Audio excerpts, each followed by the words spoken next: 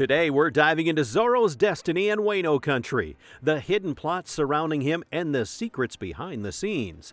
Zoro's actions in Wano, the mysterious medicine he took from the mink tribe, and the enigmatic appearance of the death god have been hot topics among fans. Especially Zoro's situation in Chapter 1040 and his connection with this death god might play a significant role in the upcoming storylines. I want to delve deeper into these mysteries and share some insights with you all. If you agree with the theories I'm about to present, hit that like button and don't forget to subscribe. And if there's something I missed or if you've got a different take, let me know in the comments below.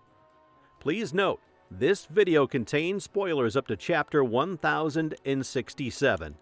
Alright, let's jump in. First, let's get a grasp on the situation. In Chapter 1022, Zoro was revived with the mink tribe's medicine and managed to defeat King. Then in 1038, something that looked like the death god appeared and swung his scythe widely, and furthermore, the scene changed at the moment Zoro's body did not move. In Chapter 1040, Zoro was seen lying down, presumably after an encounter with his death god, with blood scattered around him. Then the scene changed again when the bottom of the rock collapsed and he fell down. One clear fact we got is that this death god isn't Brook. Obviously, in Chapter 1040, Brook was depicted running around the arena with Robin. Thus, it's clear that the death god confronting Zoro isn't Brook. This raises the question, who will rescue the fallen Zoro? Perhaps Sanji will jump in, or maybe Frankie, who seemed to be looking for Zoro, will come to his aid. Or maybe it'll be Nami, Chopper, or some other crew member. What led to the appearance of the death god? In Chapter 1038, after taking the mink tribe's medicine, it was hinted that Zoro would face double the damage later on. This means the accumulated damage might have reached a point where he couldn't move. Or perhaps, due to influences from swords like Enma or others, he faced a mental strain, leading him to see the death god. These are some theories to consider. First off, during the fight with the high-ranking officer, King, there were intriguing scenes related to Enma, Zoro's sword. In the midst of the battle, as Zoro lay down, a smoky substance suddenly emitted from Enma, and furthermore, Zoro heard a sound like a shamisen in his ear. Immediately after, an aura or spirit energy burst from Enma, causing it to go berserk. Zoro then suppressed it with his own willpower, stating, "Don't do anything selfish." It was as if the sword possessed its own consciousness. In the following chapter, 1033, Kozuki Kozaburo made a reference to Enma, saying, "The blade I crafted in my youth was my greatest creation. I named that renowned blade after the king of hell." Remembering this, Zoro mentioned the Hell King Enma. Now, what's intriguing is the use of the term king rather than god. In their conversation, King even asked Zoro if he aspired to become a king. This could be taken to suggest that Zoro was exhibiting the color of the Supreme King Haki-like abilities.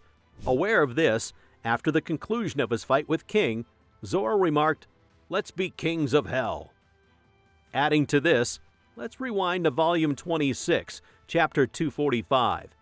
The existence of God was a particular feature in the Skypiea arc, and Zoro stated, "Sorry, but I've never prayed to a god." And later, during his fight with Om, "I'll never pray to a god in my life," he assured. This led to theorize a contrast within the One Piece world between heaven and God and hell and king. From Zoro's past comments, it's hard to imagine him becoming or relying on a god. If so, his character might be built upon the concept of hell, not as a god but as a king. This can be further supported by the Thriller Bark arc in Volume 50, Chapter 485.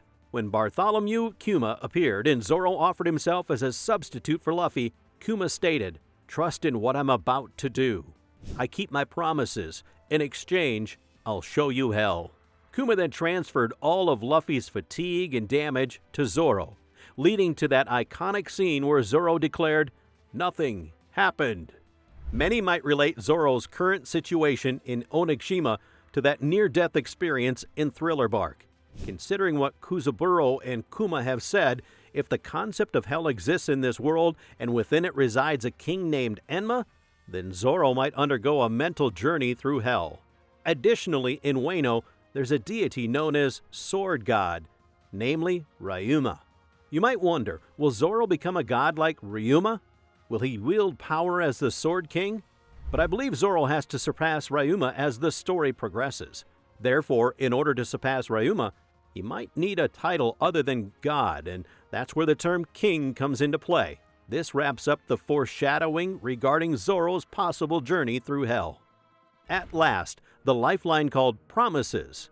Throughout his journey, Zoro has made many promises with various individuals and has staked his life on fulfilling them. It's his sheer determination, the resolve that it's better to die than break a promise, that's propelled him forward. So it's conceivable that what might save him from this crisis is some kind of promise. Looking back at some of the major promises he's made, the first and foremost is with Luffy. Luffy aims to become the Pirate King, while Zoro, his crewmate, aims to become the greatest swordsman. With that pact, they embarked on their journey. Then, after his loss to Mihawk, Zoro made another vow. He'd never lose again until he defeated Mihawk to become the greatest swordsman. He also made a promise with Kuina, as depicted in the first volume. They vowed that either you or I will become the world's greatest swordsman. But tragically, Kuina passed away. With her dream in his heart, Zoro inherited the sword Wado Ichimonji. Moreover, when he encountered the cursed blade Sendai Kitetsu, there was a kind of bet. Zoro said, "If I come out of this unscathed, I'm taking this blade." Fair and square, he tested it, overcame the curse, and won. It felt like a contract was formed between Zoro and Sendai Kitetsu right there. "If you want my arm, take it, but if I win, I'm using you," Zoro said. This pact he made with the Sendai Kitetsu was fulfilled, which might explain why Zoro can wield the Kitetsu now, don't you think? Assuming Zoro forms individual promises with each of his swords, he might forge a pact with Enma. During battles, it seemed like there wasn't a solid bond or agreement between Zoro and Enma. Zoro had to command, "Listen to me," to control Enma's rampage. Considering how Odin effortlessly wielded Enma as if it were an extension of himself, Zoro might need to form a deeper bond with the blade. So, starting from his promise with Kuina, this keyword promise that's so integral to Zoro might be the key to saving him from this predicament.